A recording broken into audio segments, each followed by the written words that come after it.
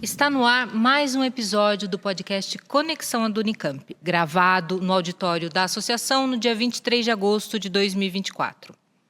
Acompanhe esse e outros episódios pelo canal oficial do YouTube da Unicamp ou, se preferir, nas principais plataformas do gênero. No debate de hoje, nós vamos abordar a recente reforma do ensino médio, chamada também como Novo Ensino Médio, e que mantém ataques à educação pública.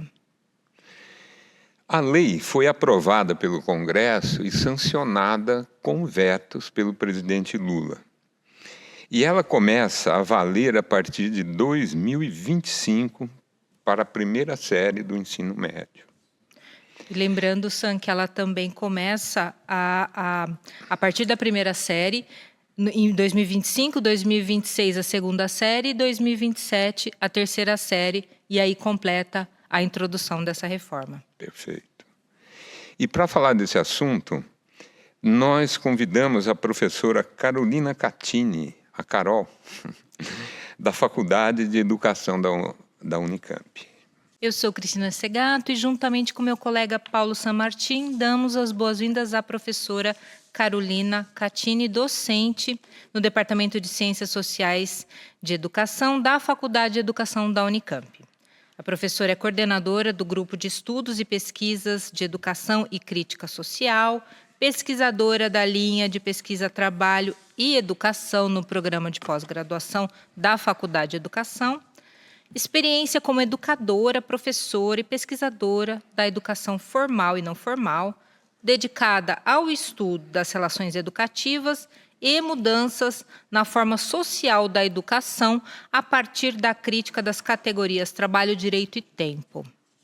Atualmente, a professora Carolina dedica-se às pesquisas relacionadas à privatização e financeirização da educação básica, da nova divisão do trabalho educativo e do empreendedorismo na educação e na formação de trabalhadores e trabalhadoras. Bem-vinda, professora. Bem-vinda. Muito obrigada pelo convite, é um prazer estar aqui conversando com vocês.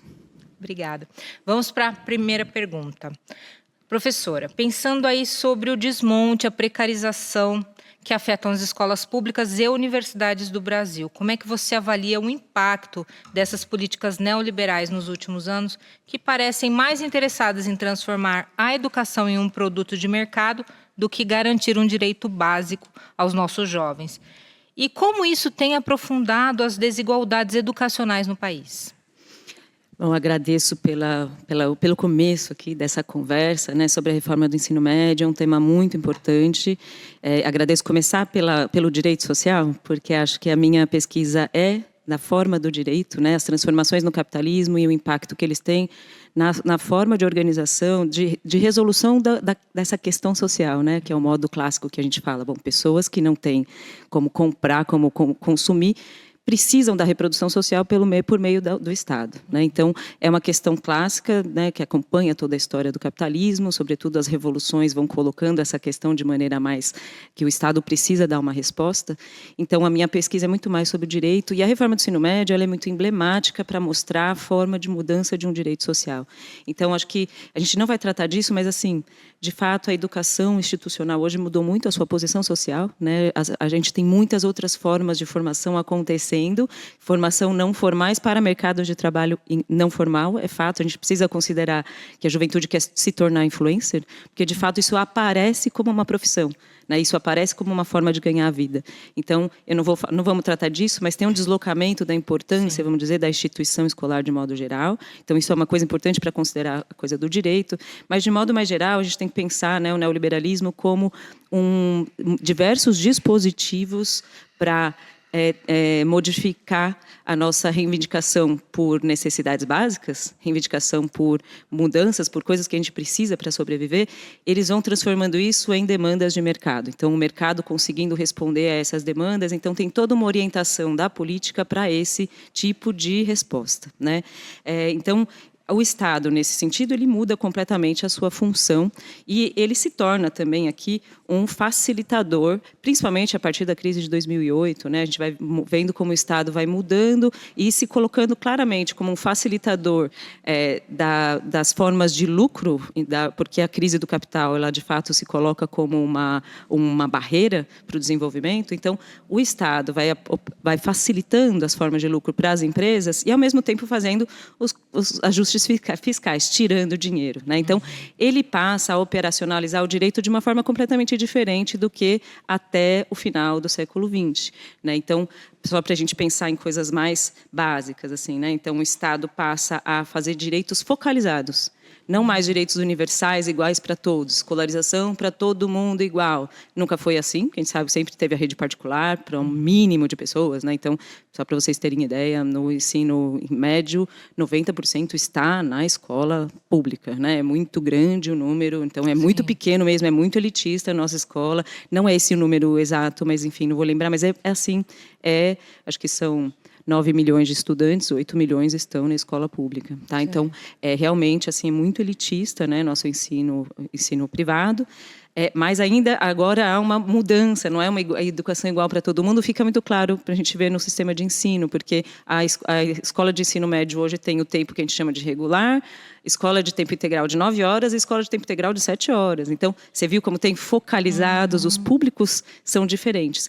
E, de modo geral, no neoliberalismo, funciona com uma ideia de uma focalização para o principal público-alvo. Como ele quer deixar de gastar com direitos sociais, o principal público-alvo é a pobreza. Então, o foco principal é o combate à pobreza. Isso, a partir dos anos 2000, todo o Banco Mundial, todas as diretrizes das políticas sociais se voltam para isso. E a principal política de combate à pobreza são as políticas de transferência de renda. E a transferência de renda, ela, claro, se coloca como uma possibilidade das pessoas sobreviverem, o que é muito importante, e, portanto, é muito difícil da gente se posicionar contrariamente a uma política de combate à pobreza, mas ela faz isso de modo diferente do que no século XX. Então, ao invés de oferecer uma cesta básica, por exemplo, e as pessoas terem acesso gratuito ao que elas precisam, elas têm um cartão e elas viram consumidoras. Isso dinamiza o mercado local, regional e tudo mais. E também tem um outro efeito, que é um efeito que os estudiosos dessas políticas chamam de maximização da produtividade dos pobres. Então, se sobra um dinheirinho, a pessoa vai comprar alguma coisa para ela fazer um trabalho empreendedor. Desde vender geladinho na porta do barraco da favela, até comprar um celular para poder passar a oferecer serviços, né? Então, comprar meios de trabalho no qual ela... Então, você entende? Ela tem uma coisa de induzir ao empreendedorismo, que é uma coisa muito importante, porque todo direito social ele é derivado da forma de exploração do trabalho. E se a gente estava falando antes de um trabalho fabril, regular, que chegava a boa parte da população, no Brasil nunca foi tão grande assim, porque o trabalho informal sempre foi muito grande, né? Mas ele vai se alterando e tentando induzir ao crescimento do empreendedorismo. E isso é uma coisa fundamental para pensar a mudança do direito. E outra política fundamental da lógica neoliberal é a privatização. Então, por mais que o recurso seja estatal, quem vai operacionalizar o direito passa a ser, primeiro, o terceiro setor, né, que são organizações, OSCs, todo esse setor chamado ONG, né, organização não governamental, que tem várias formas jurídicas e tal, das OSCs, das OCIPs, enfim. E, mais recentemente, as próprias empresas por meio de suas fundações empresariais. Então, o Estado vai delegando a função para essas organizações, e essas organizações, elas operacionalizam o dinheiro, então elas pegam o dinheiro estatal e organizam os serviços do modo pelo qual elas se organizam, né? Então, vai passando para elas grande parte desse poder de organização da outra classe que está demandando serviços básicos, né? Perfeito, Carol.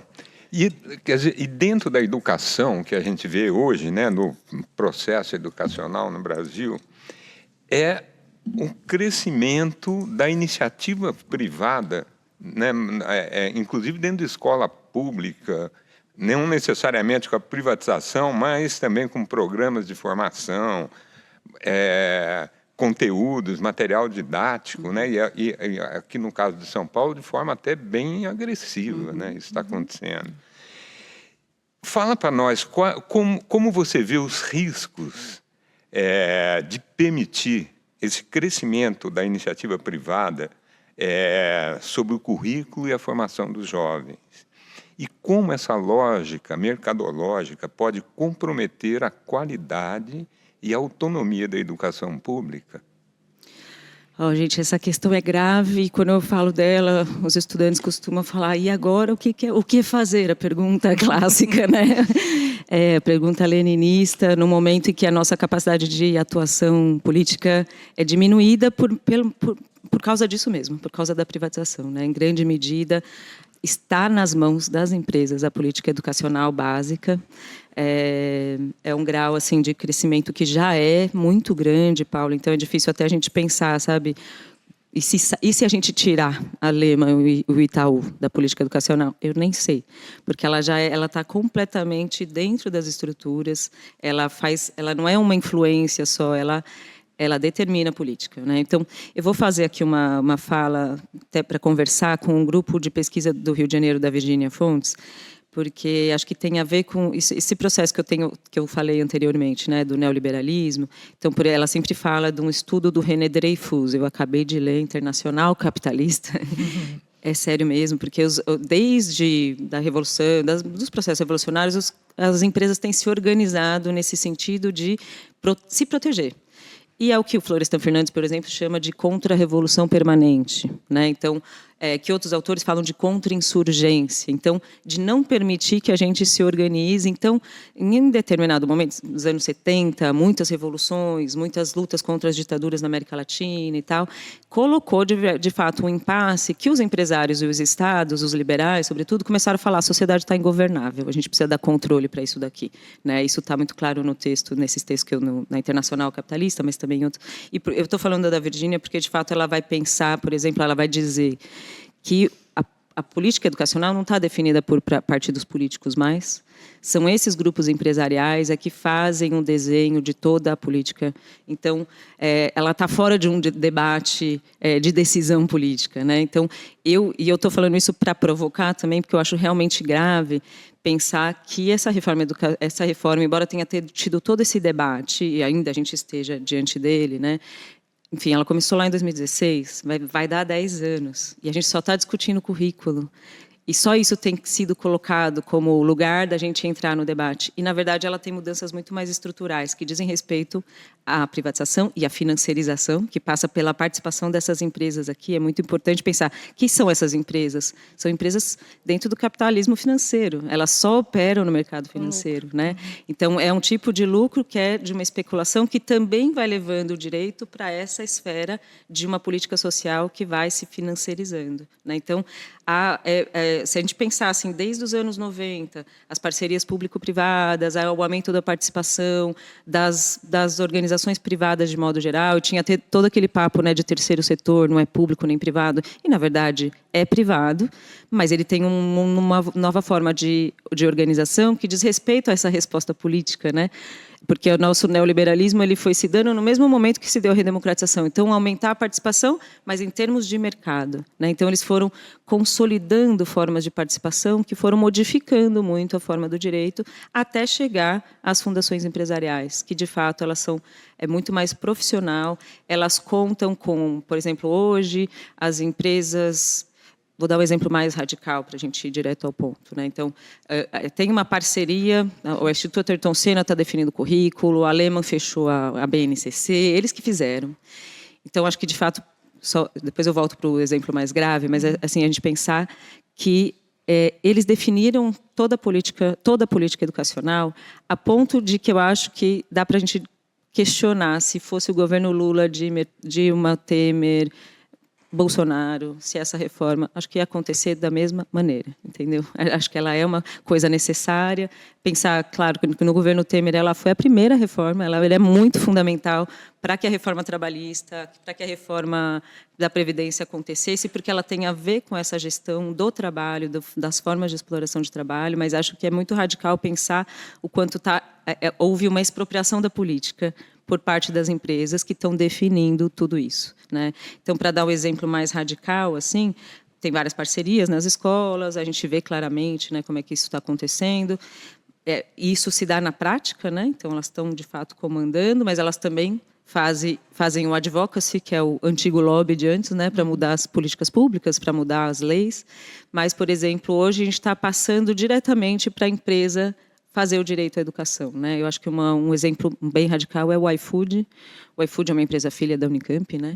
Então foi convidada, por exemplo, para ser gestora de um fundo privado que foi criado durante a pandemia, um fundo patrimonial que foi criado durante a pandemia aqui na Unicamp. Mas o iFood, ele passou a ser o CEO do iFood. Ele é o representante de educação no Pacto Global da ONU. Porque desde 2021 ele passou a atuar na educação. Como que ele passou a atuar na educação? Oferecendo ensino médio gratuito para os seus entregadores.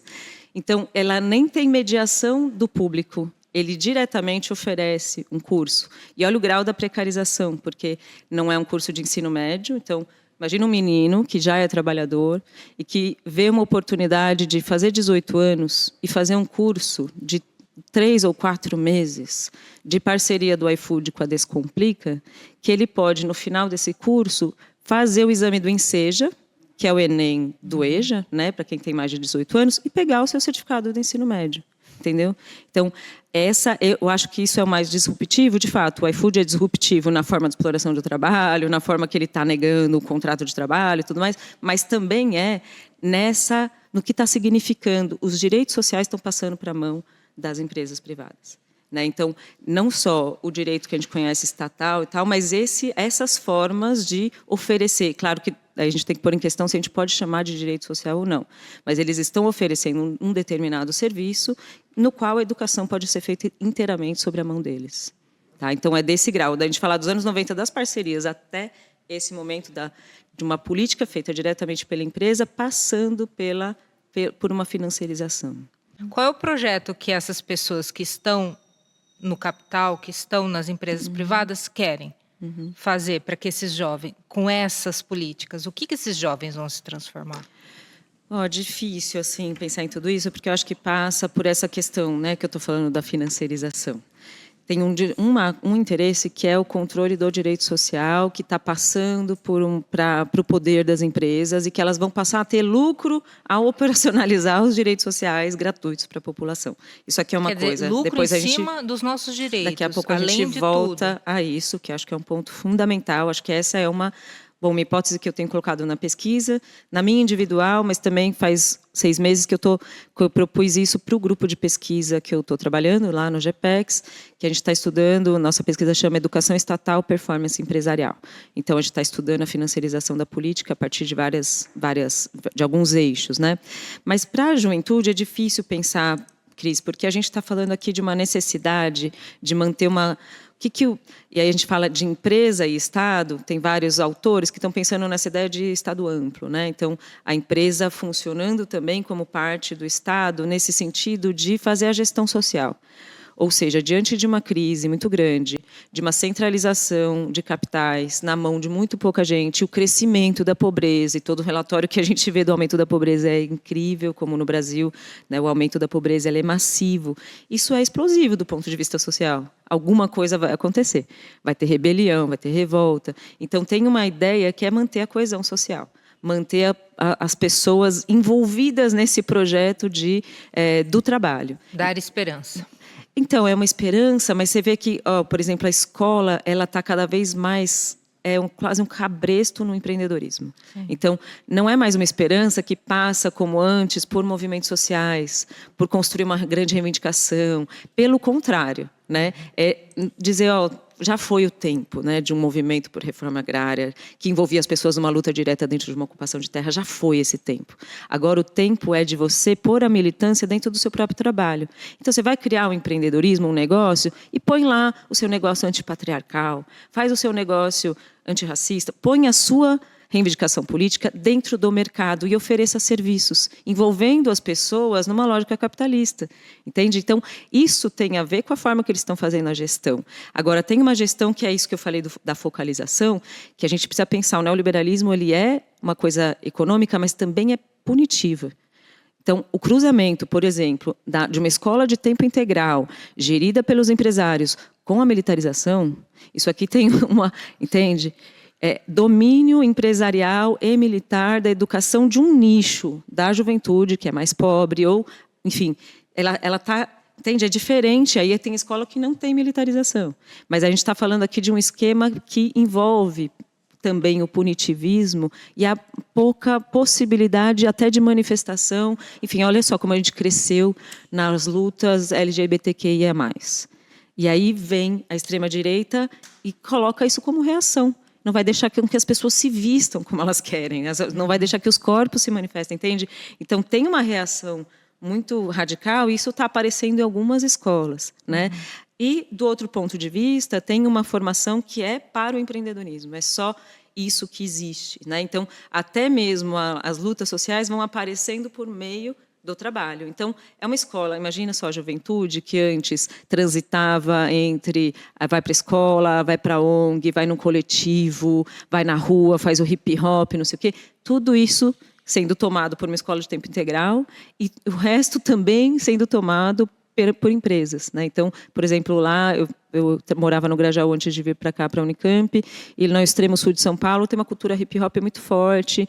Tem, por exemplo, Shemalami, Rob Soul, vários rappers que fazem uma formação de base com os moleques, desde o começo, ensinando e tal. Aí chega uma empresa que nem Red Bull e começa a oferecer dinheiro para fazer o festival de hip hop, entende? Então, claro que esse pessoal continua na luta, na batalha contra a empresa e vai continuar fazendo as coisas, mas tem gente que vai aderindo porque a gente precisa de dinheiro para viver, entendeu? Então, eles vão chegando justamente por onde é uma necessidade de oferecer um recurso.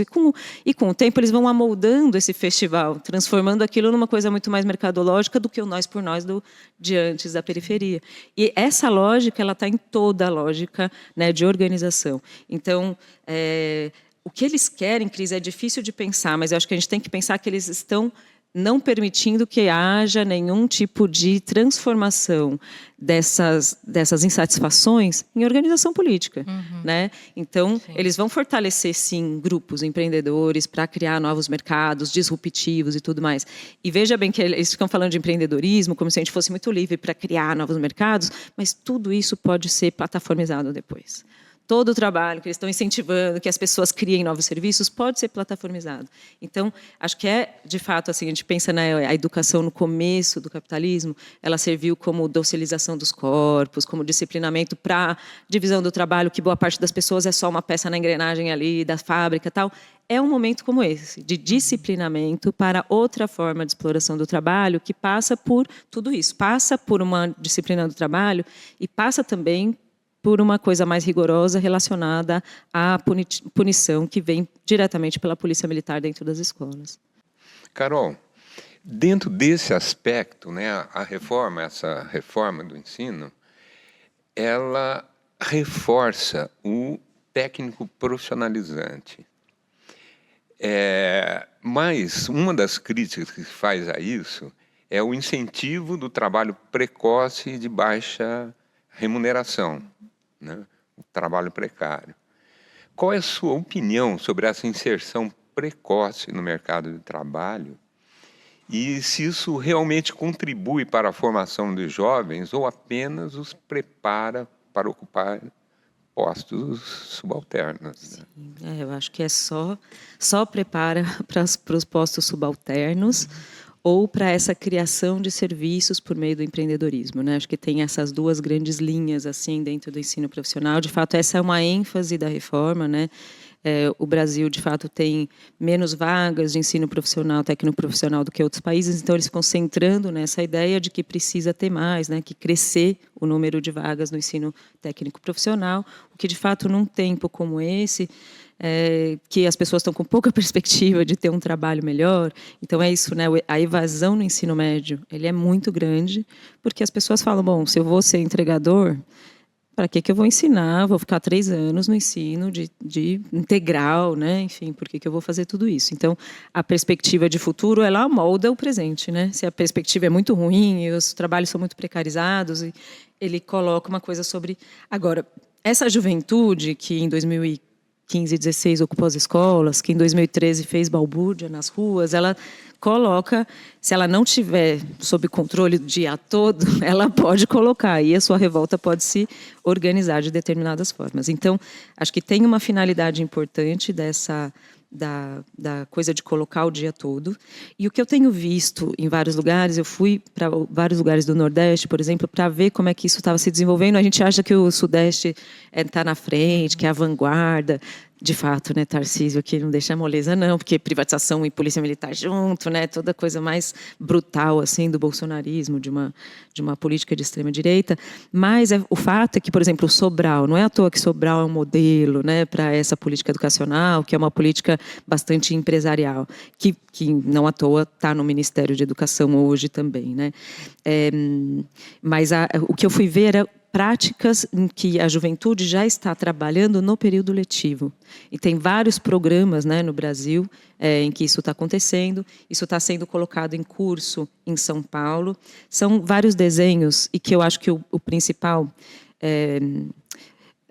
Bom, então, a juventude, uma das mudanças muito radicais que aconteceu no ensino médio foi tirar disciplinas muito importantes, né, que eram de socialização de um tipo de conhecimento, história, sociologia, geografia, ou seja, de um tipo de formação que tem a ver com pensamento abstrato, né, complexo e tal, e a introdução de diversas disciplinas práticas, né, que ficou bem conhecido o brigadeiro gourmet, como fazer um brigadeiro, enfim, como cuidar do pet, enfim.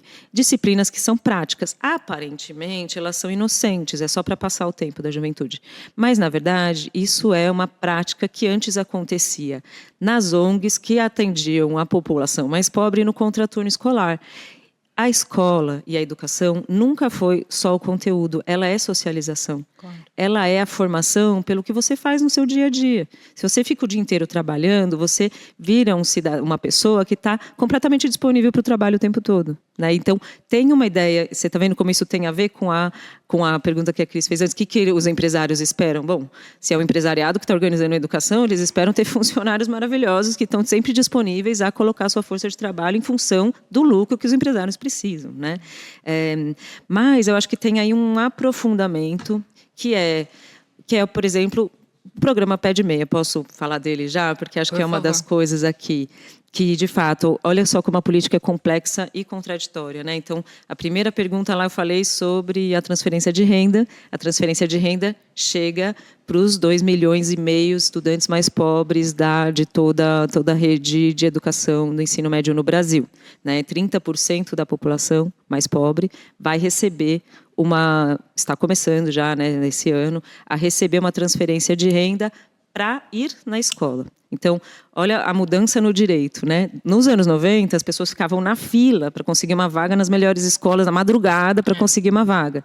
Hoje, as pessoas estão evadindo de tal modo que a escola tem que fazer busca ativa dos estudantes para que eles voltem, inclusive oferecendo uma bolsa para que eles fiquem dentro da escola. Isso já é uma mudança na forma do direito que é brutal, que é enorme, né? Que a gente não pode lidar com isso, é absolutamente contraditório, e dá para a gente pensar que a escolarização ela é mais importante para quem está organizando do que para quem está recebendo. Não é mais uma reivindicação, uma demanda. Os mais pobres não estão com expectativa de ter mobilidade social por meio da escola. Mas essa política então ela é uma política focal para os mais pobres, que coloca a transferência de renda. Essa política ela já tinha sido implementada antes na educação não formal, que era todinha feita pelo terceiro setor, privatizada, né? Então, isso começou nos anos 2000 e funcionava a partir de um tripé. Esse tripé era organizado por meio da transferência de renda, pela obrigatoriedade do ensino na escola de manhã e no contraturno à tarde, é obrigatório na ONG também, e uma contrapartida que era o desenvolvimento de algum projeto social, de um empreendedorismo, e que esse empreendedorismo tinha que ser uma coisa que desse um retorno, né? Então, a pessoa ganha uma bolsa, então ela vai lá e, como finalização desse projeto, ela desenvolve um novo projeto. Então, um projeto, por exemplo, de cultura na periferia. Então, a gente vai socializar a cultura, enfim, projetos 1000. Tá? Esse currículo foi introduzido na reforma do ensino médio. Né? Então, de fazer trabalho cultural, de fazer trabalho comunitário, tá? Então, de desenvolver o empreendedorismo social. Então, esse tripé, do meu ponto de vista, que era da educação não formal antes, ela está sendo introduzida dentro da escola. Tá? Essas políticas, elas podem ser, sim, de trabalho, mas podem ser só políticas que a gente chama de ativação para o trabalho. Isso tem a ver com essa passagem do estado de bem-estar social, do welfare, para o workfare. Você não vai receber nenhum direito se você não der alguma coisa em troca, e o que você vai dar em troca é mostrar que você está disponível para o trabalho, que você tem capacidade de engajamento. Não necessariamente que você está gerando valor, entende? Então, essa política ela vem associada com vários outros programas em que, sim, os meninos estão sendo colocados para trabalhar no período letivo, que eu acho muito mais grave. Né? É muito, quer dizer, as duas coisas são, porque me parece assim, um poder do empresariado tão grande. A gente ficava pensando no começo da privatização, será que eles vão chegar ao ponto de explorar o trabalho da juventude? Sim, eles estão fazendo isso. Né? Então, eles chegaram na outra ponta e estão colocando a juventude para trabalhar. Então, por exemplo, na Paraíba tem um programa que chama Primeira Chance. Os meninos vão para a escola de tempo integral, num turno eles estudam, no contraturno eles vão para a empresa e trabalham. E isso é tido como período letivo, de estudo. O Estado paga a bolsa para eles trabalharem na indústria. O Estado paga uma bolsa de R$500 para eles trabalharem na empresa privada. Entendeu? E isso é tido como tempo de escolarização, porque o que o empresariado conseguiu dizer é que o trabalho é formativo.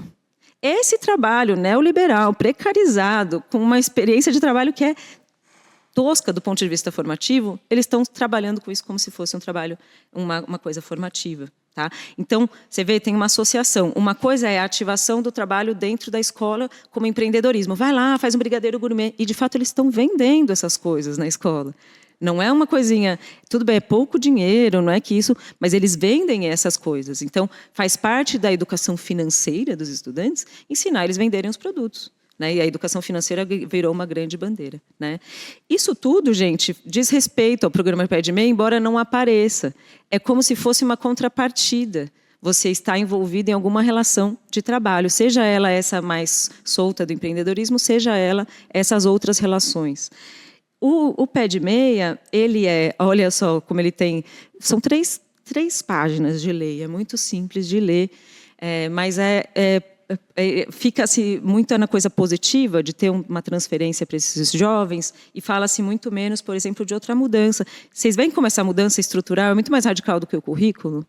E, no entanto, a gente só está discutindo o currículo. Né? Então, o governo Lula fez, no começo do ano, no primeiro semestre, uma consulta pública, gente, até hoje não foram disponibilizados os dados dessa consulta pública, que só diziam respeito sobre a formação geral básica, itinerário formativo, se é melhor ter mais aula de brigadeiro gourmet do que de sociologia, só dizia respeito a esse ponto. E, no entanto, a gente está vendo uma mudança mais estrutural. O que o PED-MEI está dizendo? Está incentivando que os alunos, isso está escrito na lei, vai incentivar que esses estudantes mais pobres, os 2,5 milhões mais pobres do Brasil, passem a investir no Educa Mais, que é um fundo do direito do Tesouro Nacional, é um fundo do Tesouro Nacional para financiar a universidade privada desses jovens depois. Então, eles estão fazendo uma coisa que é a financiarização da juventude mais pobre. Olha só que loucura. Na época que era na educação não formal, que era a ONG que operacionalizava tudo isso, a Marília Espósito, que é uma pesquisadora da USP, já perguntava, como assim os jovens mais pobres têm que ser o protagonista, o desenvolvedor local da sua quebrada, da sua região? Agora, a gente está dizendo que os estudantes mais pobres vão ser nano-investidores no mercado financeiro para financiar a sua própria universidade depois. É uma loucura. Isso é muito importante, gente. A Lena Lavinas, ela tem estudado a financiarização da pobreza e tem feito essa... E na pandemia, as pessoas foram cada vez mais se tornando microinvestidoras. Agora, esse negócio dos bets, dos jogos e tal. Mas outra coisa que o PED-MEI faz, gente, é a criação de um fundo. E isso é um dos mecanismos de financiarização da política social. Ele só pode ser operacionalizado pelas empresas, que são essas empresas que estão no mercado financeiro. Então, o fundo, ele é um fundo que tem doação de dinheiro público, sobretudo, mas também de dinheiro privado, e que a gente não sabe como é que, não tá completamente aberto ainda, como é que ele vai funcionar. Mas, enfim, ele vai funcionar com investimentos que depois as pessoas vão tirar de lá rentabilidade. Tá? Então, essa nova ideia de organização, vocês estão vendo como tem aqui uma ideia de uma rentabilidade pelo capital financeiro, que a ideia, pelo que eu tenho visto, por exemplo, no Itaú Social, eles têm um fundo patrimonial e eles fazem investimentos financeiros. Então, eles investem em ações do próprio Itaú, né? Do Itaú BBA. O que tem de rendimento desses investimentos é o que eles colocam para fazer a política social do Itaú Social, que é enorme. Né? Eles têm um monte de trabalhos, tanto com a juventude, na reforma do ensino médio. Então, a ideia aqui, e que eu acho que é muito mais profunda e que, de fato, coloca para a gente muito mais questões, é a financiarização da política social que está se dando por meio desse mecanismo. Né? Criação de fundos, o investimento disso em diversos mercados, inclusive no mercado de impacto social, que é outra coisa complexa, mas que está chegando aí por meio da ideia de sustentabilidade. Então, esses investimentos, a rentabilidade desse investimento é que vai ser a fonte de renda para ter fundos para as políticas sociais. Então, o pé de meia ele é emblemático, né, para colocar em curso uma nova política social, que diz respeito à juventude, diz respeito ao trabalho, à relação entre trabalho e educação, mas também à financiarização da política social. Então, essa bolsa que os jovens ganham é para investir no lucro dos proprietários de universidades particulares no futuro. Isso. É horrível, hein? Não é uma loucura? E, ao mesmo tempo, a gente tem como ser contra uma política que está falando para a juventude, fica na escola, a gente dá uma bolsa e você entende como tudo bem amarradinho, muito e né? coloca a gente numa encalacrada. Isso foi assim, profundamente desenhado nos organismos multilaterais, né? Então é um desenho assim muito preciso e que não está em curso só no Brasil, né? Então eu estou estudando gente da França, por exemplo, que está estudando a financiarização da política social e passa pelo mesmo mecanismo. Carol, a precarização das condições de trabalho dos professores só se acentua ao longo dos anos, né, das décadas.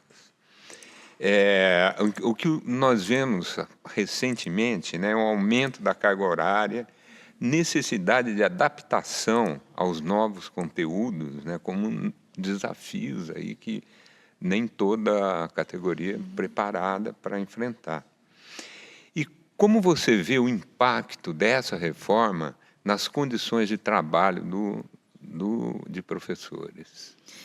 Olha, aqui também a gente tem que fazer uma coisa assim, pensando numa transformação de mais longo prazo, né? Então, a gente está falando de uma reforma lá que começou em 2016, só agora, em 2026, que vai, então, 10 anos, né?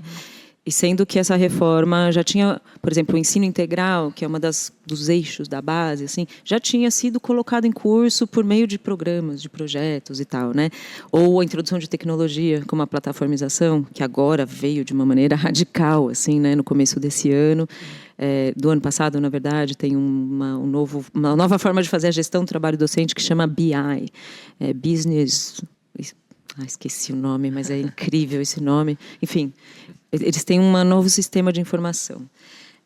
Tem muita mudança que está em curso e que eu acho que para o trabalho docente assim, é muito brutal, porque a maior parte, eu fiz bastante tempo de trabalho de campo, né, conversando, desde 2019 até 2022, você vai vendo como vai ficando cada vez pior, enfim, a sensação é de que eles estão fazendo política para que os professores desistam de ser professores e professoras e exonerem assim, de uma situação que é gritante, né, de desespero, assim, por não conseguir fazer uma prática interessante, cada vez mais ser desqualificado. Então, a gente fala que esse pessoal todo que está organizando as reformas de hoje, desde os anos 90, eles têm uma prática de desqualificar o trabalho docente, né? Mas antes eles publicavam em jornal, em revista, dizendo que a universidade pública não sabe formar professor, porque a gente ensina muito a pensar e tal, e a gente não ensina a ter performance dentro da sala de aula, didática. Então eles ficavam desqualificando que o professor não sabia ensinar. Sabia da história da educação, mas não sabia ensinar.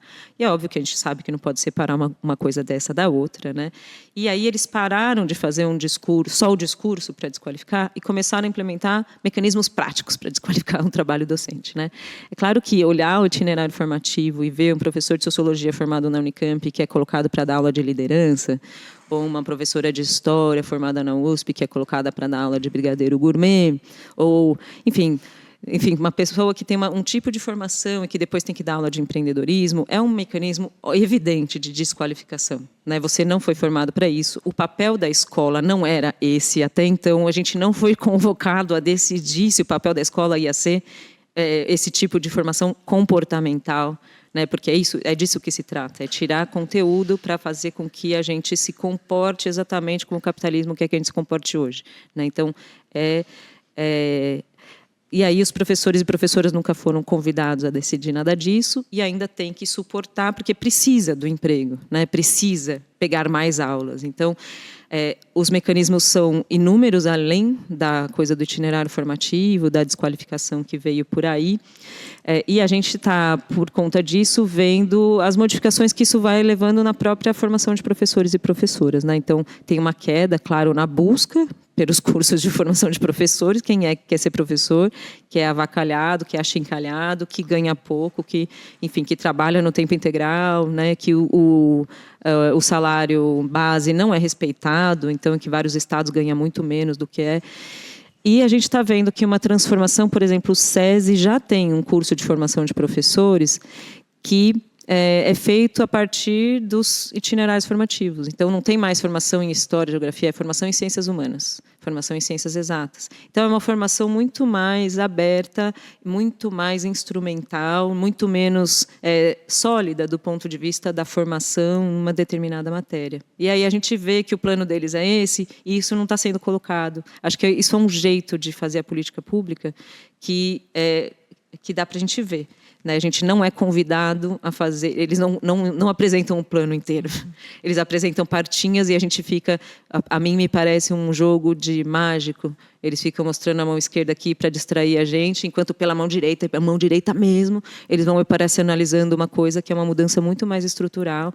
Então, isso acontece desde a formação da juventude até o trabalho docente, né? Mas eu acho que é uma política de desqualificação, a gente está vendo, né, o grau de exoneração crescer, as pessoas de fato não estão aguentando, e aí vai se renovando os quadros, né? Então vai entrando gente já formada nessa lógica, já sabendo que vai dar aula de empreendedorismo, então tem uma mudança nesse quadro e tem muitas redes empresariais trabalhando só o trabalho docente, né? Então tem muita formação docente, por exemplo, o Instituto Ayrton Senna faz formação de competências e habilidades socioemocionais, ensinam os professores a fazer os estudantes ensinarem a como serem empáticos, resilientes e toda essa coisa que o capitalismo demanda das pessoas hoje. Mas, por exemplo, o Instituto Lehman a Fundação Lehman tem um trabalho muito mais, uma empresa filha da Lehman que se chama Ensina Brasil, tem um trabalho muito mais radical nesse sentido, porque ela já está fazendo um processo seletivo que recruta profissionais de tudo quanto é área, jornalista, gente que não tem formação docente, para trabalhar na educação, dizendo: você quer se engajar na transformação do país? Vem ser professor com a gente. E aí você entra nesse instituto, passa a ser professor, eles colocam você para trabalhar no Brasil inteiro e fazem a sua formação docente. Então, o Instituto Lehman tem contratado pessoas desse jeito, você vira professor, então é toda uma ideia de engajamento, de tal.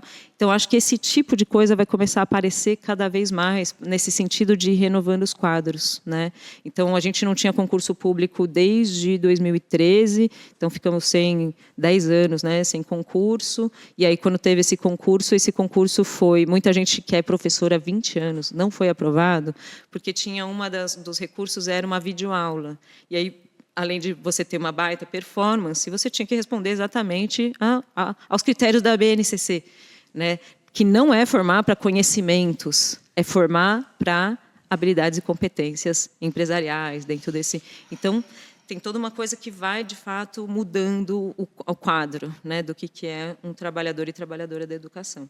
Acho que a gente está num momento assim bem difícil, até de pensar aqui, né, na universidade pública, a função da formação de professores e professoras aqui, né.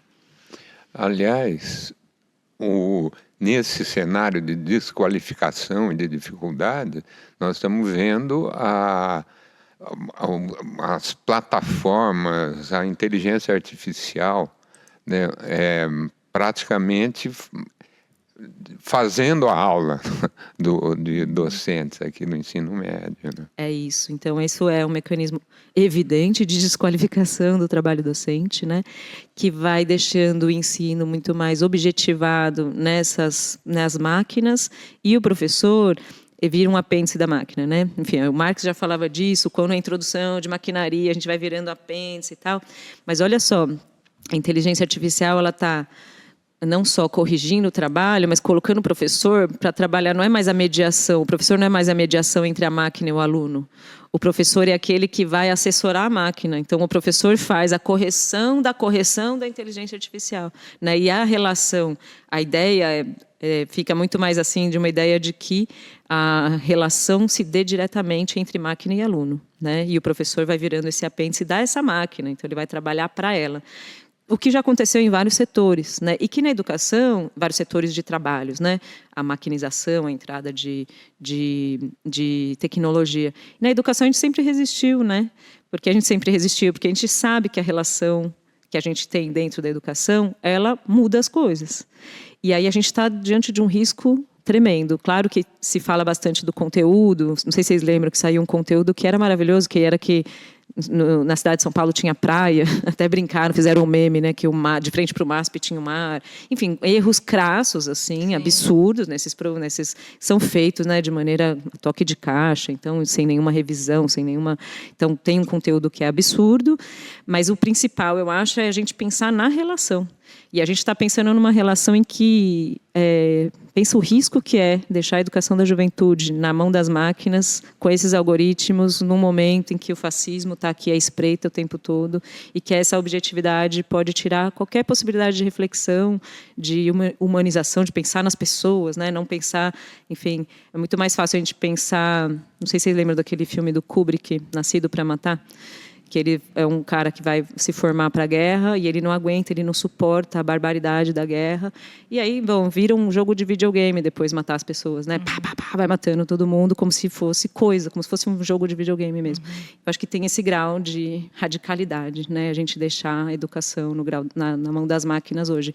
Tem uma aparência bem besta de joguinho, né? De responder, de meio Duolingo, assim, que você tem, é behaviorista, né? Você tem um incentivo, acertou, errou, não sei o quê, que do ponto de vista pedagógico já é trágico, né? Ele não constrói, ele é um mérito, enfim, uma coisa que do ponto de vista pedagógico já foi destruído há muito tempo, voltou agora, né? Voltou esse tipo de prática, mas ele é ainda pior, porque justamente a gente está colocando isso nas mãos de uma objetividade que não poderia ter num momento crucial da história como que a gente está vivendo, né? Não só no Brasil, mas em vários países do mundo, em que esse tipo de indiferença em relação aos outros se coloca como base do fascismo, né? Base de uma relação mais da extrema-direita.